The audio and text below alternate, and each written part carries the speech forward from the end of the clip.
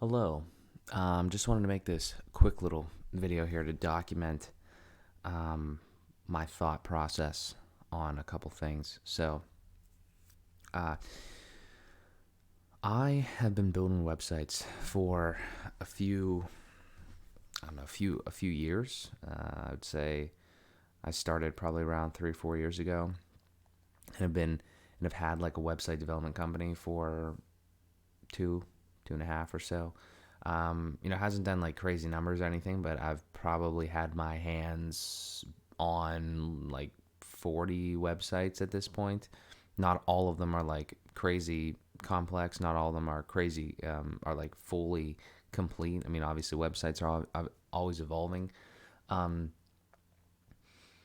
but today is July 16th, 2021, and I just, one, need to talk, but two, have some ideas, and I thought that I would share them because for anybody that's in this space, or I mean, even in other spaces too, it could be, you could think similarly about it.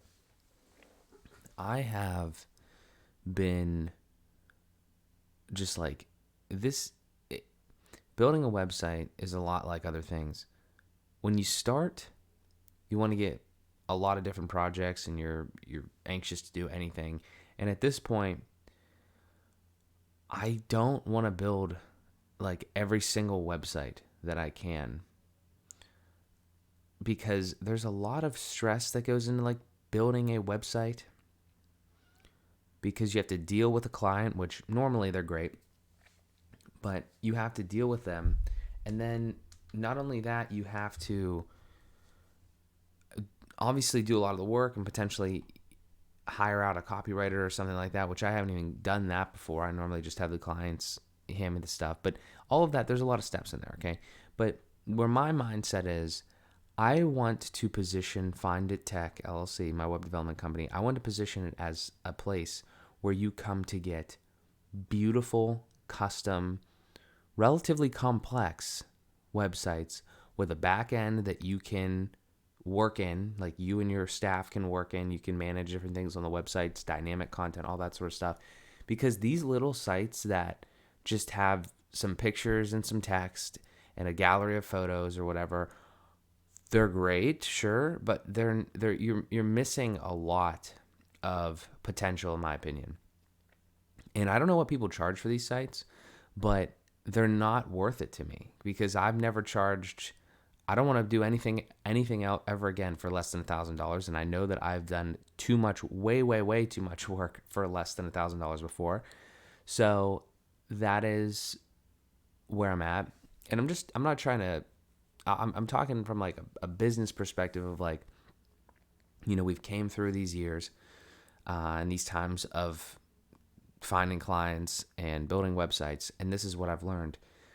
It's about self-awareness in the business and everything, but also just as a person, I don't want to deal with building websites unless they're big, beautiful projects for hopefully big and relatively established companies. And I need to, if that's what I want to do, it's a shame. One, it's not really a shame, but I know that I'm going to have not really problems, but slight issues in that regard, because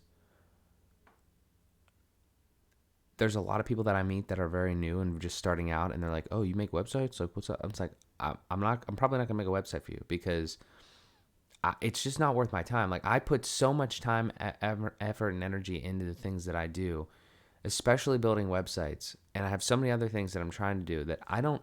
I love it. It's an incredible skill, but I think that my target audience is not up and coming people, which is crazy too, because I don't know. I don't know. I just go back and forth. If you know anything about building websites, it's to put e-commerce into a WordPress website specifically. It's not hard, but it does require more stuff, more time, more effort, more energy. The bottom line of this conversation is that I just need to make sure that I'm getting compensated accordingly for my work, because that's the biggest thing that I don't think I've focused on. I focused on getting some work sometimes, and then not getting work that I don't want to do. But especially,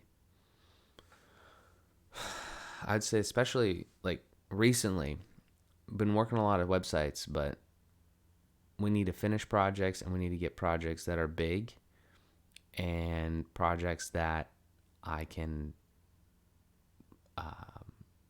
really show, not even show, just like enjoy. I enjoy like a complex project with a lot of things on it that I have the freedom and the I can't even think of an example. It's like the first website that I ever did that had like a little bit of e-commerce and stuff in it was really great.